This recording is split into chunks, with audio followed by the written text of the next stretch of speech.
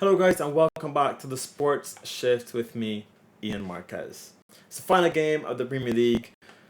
Liverpool will be receiving the Premier League trophy this weekend, but we don't care about that. We want to see goals, we want to see fireworks, and we want to know who's going to get in the Champions League. Stay tuned, let's get started. 3, 2, 1. Here we go! So we start off with Bournemouth versus Leicester. Bournemouth can change position. Leicester also can cement their position in 18th. They will still be relegated, but they can make sure they stay above Ipswich.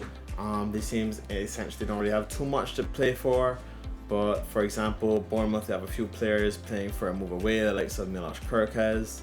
It's going to be Dean Housen's final game for Bournemouth, so they're going to be looking to go on a high. Leicester, maybe he plays a little bit of younger players because their relegation is confirmed. I don't know. Jamie Vardy definitely won't be playing, so we're going to have a different player up top. This will be Enciso's final game for Leicester before he returns to Brighton. So a lot of farewells, maybe some of the older players that won't be returning next season. That's typically what we see in the final day. That's going to be the running theme for these games. All in all, I do expect Bournemouth to have a comfortable victory, and I expect it to be a high-scoring game. The likes of Semenyo, Evan Nilsson, Kluivert, they're all going to want to go on a high, and I expect a really comfortable, dominant display by Bournemouth. Fulham at home to Manchester City. Well, Fulham really don't have anything to play for except pride, but when has that ever stopped anyone before? Manchester City just need a point to cement their Champions League position, but why take a point when you could take all three? They've been in fine form, and the likes of Kevin De Bruyne in his last game, maybe a few players on the way out, the likes of Gundogan, Bernardo Silva, are all going to want to go on a high. You want to make sure they secure Champions League football. Erling Haaland is due a goal. Marmoush took the spotlight with a huge, important rocket last week. But I think Haaland is going to be the one back in the goals. Usually away from home, it's the likes of Haaland. Marmoush doesn't really score away from the Etihad. So look for Haaland to be in amongst the goals. Although Fulham did get an impressive win against Brentford last week, I think this is going to be a pretty dominant, high-score game also, as most of the final games are. But I think City comfortably secure third position in the league. Ipswich at home to West Ham. And Ipswich can climb above Leicester with a win. They'll need a win. I hope Leicester lose. But is there really much to play for? I guess Jared Bowen is going to be a little upset that he was left out of the England squad. We can look for Jared Bowen to come and play with a vengeance. West Ham, obviously, it would be great to end with a win. Very disappointing season, but it's looking positive since Graham Potter has come in. Jared Bowen's been in fine form. He has support from Paqueta, Mohamed Kudus, and it's going to be very interesting. I do expect West Ham to be saying bye. I think players like Kofal may be on the way out, and as usual have a few exits, but I think West Ham maybe edges one comfortably. It's a little unpredictable the final day, so I'd actually probably lean towards a draw, just because Ipswich are at home, and West Ham beat Man United, but that's Man United, they're not going to beat anyone else, so I would lean towards a draw. Liverpool at home to Palace. This one's a little harder to call because, final day of the season, Liverpool will be raising the Premier League trophy this game, but Crystal Palace have quite a few players out. Their captain, Mark Guay, he'll be out following the injury he sustained in the FA Cup final. Similarly, Adam Wharton with his concussion will be out for the rest of the season. Then have players like Nathaniel Klein, Ben Chilwell are going to be unavailable. So Crystal Palace will be a little bit short-handed, and there's always the question of motivation. They have the Europa League football secured, but is it too much to play for in the Premier League besides pride? Yes, it will be very enjoyable for them to put a dampener in Liverpool's parade as much as one can. But will it be too much to play for? As they secured his place in England squad, he's already had an amazing season. Maybe he's playing for a move away. I guess we'll see. And on the other hand, we have Liverpool. Are they going to play youngsters? Are they going to play people on the fringes, the likes of Chiesa, Darwin Núñez? Maybe showboating them to other teams, saying, here, have a look at this player, would like to buy them. The likes of Luis Diaz, Mohamed Salah chasing that assist record. And obviously you're going to have a trophy, so you're going to want to just end it on a high. I mean, they've had a little bit of a slide in recent weeks. Who can you blame them? It's hard to keep that motivation up after you've secured the trophy. But I do expect a high scoring game. Which way it's going, very hard to predict due to like the injuries and the rotation that's likely. But I definitely expect a very high scoring game. Man United at home to Aston Villa. What can I say? A dismal, disappointing, very flat display against Spurs in the Europa League final. Two very, very poor teams. For the fourth time this season getting beaten by Spurs. They didn't know that they have a clue. Yes, they had possession, but the possession goes from centre backs to the midfielder to the wing back, between those three positions. And then once they try to send it forward, it's just Højlund running 100-meter sprints. Pretty useless all around. It was a very dismal display. Bruno Fernandes with the off game. Similarly, I mean, Garnacho had a few flashes off the bench, but he's had no end product this season.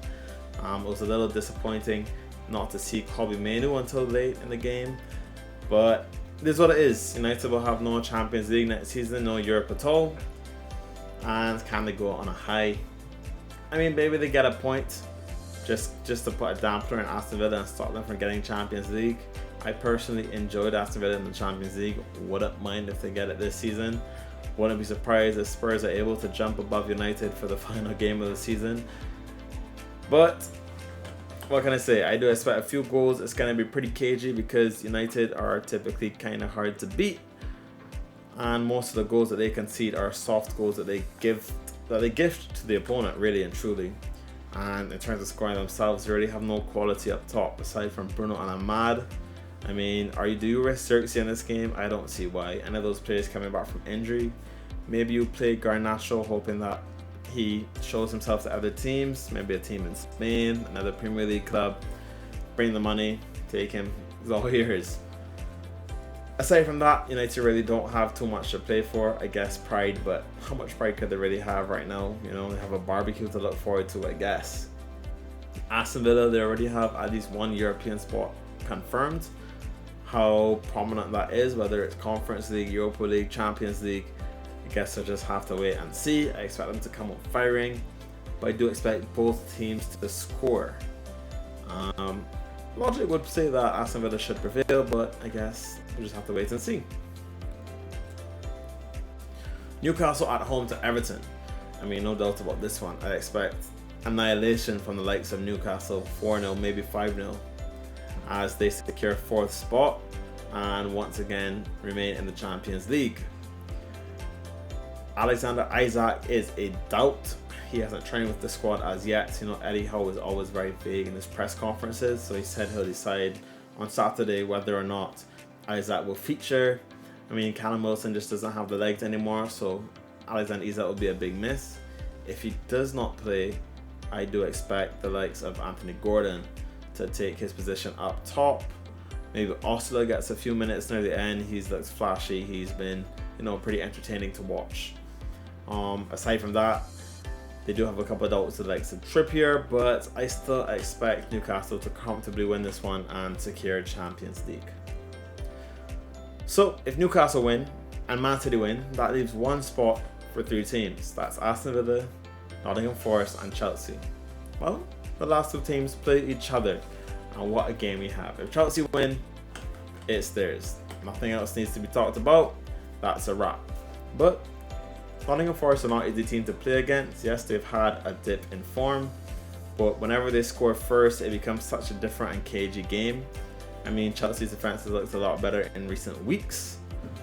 But that being said, they really don't create too much either. So I think it's a cagey game, and whoever gets that first goal is going to be ever important. And I think whoever scores first will end up winning this game. If Nottingham Forest score and win, then it depends what happens with Aston Villa as to who gets that fifth Champions League spot. This game is going to be very interesting. I actually have gone against what logic would say, and I've gone for a Nottingham Forest win. But I don't know, that's just a bit of a gut feeling, because as logic would prevail, you would expect Chelsea to win this game. They have a little bit more quality, they're a little bit better defensively, They create more. It's just, Forest have gone against the numbers all season. Don't create much, score goals, get wins. Concede a lot of chances, keep clean sheets. And as a result, Matt Sells is tied with David Raya for the most clean sheets. And if either team can keep a clean sheet, they will secure the Golden Glove this weekend. Southampton at home to Arsenal. This one's a little bit unpredictable due to the lineup, so we can expect heavy rotation from the likes of Southampton. They're secure that bottom spot, only playing for pride. Maybe we're going to get some farewells from the older players. We're going to get some minutes from the younger players that can show their ability. Similarly with Arsenal, we have a few players saying goodbye, the likes of Kieran Tierney. This will be his last game for the club. And you can expect those sort of players, maybe Jorginho, to get some minutes. Likewise, you have some youngsters like Nwaneru who is due some minutes. Martinelli is probably playing for his position. Arsenal are heavily linked with Rodrigo from Real Madrid, so I guess we'll see how that turns out. I can expect a fiery performance from Martinelli tomorrow. All in all, I expect a pretty comfortable win, but in terms of fantasy or any betting picks, stay away from the likes of Saka, because honestly, the minutes are not guaranteed and it is a bit of a risk. Spurs at home to Brighton. Are Spurs going to be drunk? Are Brighton going to be on the beach? Who has less to play for in this game? All I can know is I expect fireworks. If Spurs' Premier League record is true to form, I expect Brighton to run a massacre. Definitely expect over 3 goals in this one. Also, Brighton have been a little bit unpredictable. They came from behind against Liverpool to claim all 3 points. That was a very end-to-end game. I expect a similar kind of game against Spurs. Our Spurs are going to be running high on adrenaline from that Europa League win. Congrats to Spurs once again for annihilating a devastatingly poor Manchester United side. Or are Spurs just going to be drunk, just completely happy that they got Champions League football? And are they going to play absolute role? Or is there going to be any rotation in this side? I'm not sure. You can look at the likes of Danny Welbeck. Maybe he gets in amongst the goals. Karol Matoma, he's always been in fine form. And it's just going to be interesting to see how this one plays out. Wolves against Brentford. As you can see in the return leg, this game is full of goal scorers, full of fireworks. Matheus Cunha, in what is probably his final game for Wolves, does he get any minutes? Yohan Wissa, Bryan Mbeumo trying to end a historic season on their accounts. Both players in fine form, and Mbeumo has been linked to a lot of top Premier League clubs. I guess we'll see what happens there. But all I can say is I expect a lot of goals in this one. Which way it goes, I just think Brentford have a little more quality. But that being said, I think they're a little too far to get a European position at this point. But you're going to still want to go on a high. You're going to still want to get a win. They've been in fine form, although they had a blip against Fulham last week. I expect Brentford to take all 3 points. I expect a very high scoring game, as you typically get at the end of the season. And I think it's really interesting. With the likes of Mbeumo, Wissa, Shad, Cunha, Stratton Larson, all to be in and amongst shots, goals, and it's going to be a very exciting game to watch. So here are my Prem predictions. You can let me know what you guys think. Do my predictions make any sense? Are they absolute madness? Are you fading them? Are you running with them? Just let me know what you guys think. As I told you, I'm going for a Bournemouth win, Man City win to secure Champions League football. A little bit surprise result. The likes of Ipswich to draw at home to West Ham. Crystal Palace, I just think they'll be a little more motivated. Liverpool will just be studying the trophy, so I expect them to win. I mean, Aston Villa, you're playing 6th against 16th, 17th Manchester United. No surprise I went for a Villa win there. Newcastle at home to Everton to secure Champions League football, and then I expect a draw between Forest and Chelsea. This one is so cagey, so unpredictable, but I think both teams kind of balance out each other, maybe a 1-1 draw. Arsenal, you'd expect, even with heavy rotation, to win against Southampton. Similarly, Brighton and Brentford, I expect to win away from home. This goes against the trend because in recent years, the home team has been the dominant one. Actually, in the last 5 seasons, there's always been a 5-0 game, and for those 5 seasons, the winner has been the home team. The only exception was Spurs away from home, believe it or not. That being said, who do you all think would be the team that wins 5-0? Is it Newcastle? Is it Bournemouth? Is it a team away from home, the likes of City or Brighton or Arsenal, even Brentford? I just expect heavy goals in all the games. I don't expect any 0-0s, maybe a few clean sheets, but I definitely don't expect any 0-0s. So just sit back and enjoy the football because it's going to be a great time. So as explained, this is what it comes down to. 3 Champions League spots remain for 5 clubs. Who do you guys think it's going to be? I mean, I've gone with City, Newcastle, and I've just been struggling to figure out the 5th one. Logic would say Chelsea. They have the better goal difference, they're in better form, but I don't know. I can easily see Chelsea and Nottingham Forest drawing and Aston Villa winning away to Man United, and Aston Villa would once more in the Champions League. I probably would prefer that, just to laugh at Chelsea a little bit, you know, let someone else feel my pain for once. But it's going to be very interesting. I don't know which game I'm going to watch on Sunday. I think I'll be flipping through all the games. Let me know what you guys are going to watch and who you have for Champions League, because I really can't predict this one at all. So let's look at some stats. As expected, we have teams either playing a struggling offense or a relegated team with a high chance of a clean sheet. You know, Arsenal are always going to be around a clean sheet percentage. We have Newcastle at the top. They're playing against a very weak Everton side. Everton are locked in their position. They really have nothing to play for. Are they going to have any rotation, any players that are leaving? I guess we'll find out. I've gone for Ollie Watkins to score away to Manchester United. Erling Haaland, long overdue a goal. Marmoush has never scored away from home for Manchester City. I'm going with him. If not him, maybe it's Kevin De Bruyne. I do expect one of them to be in and amongst the goals, maybe both of them. And I'm going for Yohan Wissa against Wolves. For yellow cards, well, I've gone for Nico Williams against Chelsea. Bruno Guimaraes, always ready for a feisty tackle against Everton. And Marco Corella against Nottingham Forest. Both these fullbacks have to fly up and down the field, and a lot of the time if one person gets past them, they always take that free chance to just have a foul, get a yellow card and reset. I wouldn't be surprised if both of them come away from this game with a yellow card. For a full-time result, I've gone for Brentford to win away to Wolves, Newcastle to win at home to Everton, Man City to win away to Fulham, and surprisingly I've gone for Brentford. I've gone for Brighton to win away at Spurs. I do expect quite a bit of fireworks in that one, so stay tuned for goals. With the Brighton win, I'm not too sure, but I definitely expect a lot of goals. Finally, for the best bets, I have Man City to win against Fulham and over 2.5 goals. Spurs versus Brighton, I just have over 2.5 goals in that game because it's a little bit more difficult to call.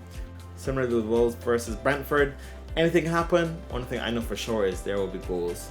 You can basically run that bet in every single game in the Premier League this weekend, and I guarantee it's gonna win. Liverpool versus Palace, so many goals. The only games that I would be a little more scared to bet that on is Villa against United, because I can see Villa with a 1-0 win, a very cagey 2-0 win. I can also see Chelsea and Forest, that's probably going to be a little more cagey, the likes of a 1-0, but both those games I can also see going at least 2-1, if not higher. So have fun with it. Maybe I dabble and do 2.5 goals for every single game, and I guess we'll just see what happens. So that's gonna do it for this video. It's gonna do it for this season. Thank you so much for tuning in with me week in, week out. I hope you enjoyed it as much as I did. Let me know if anything I can do better to get ready for next season. Otherwise, let me know your guys' picks in the comments and enjoy this weekend's action. See you guys later.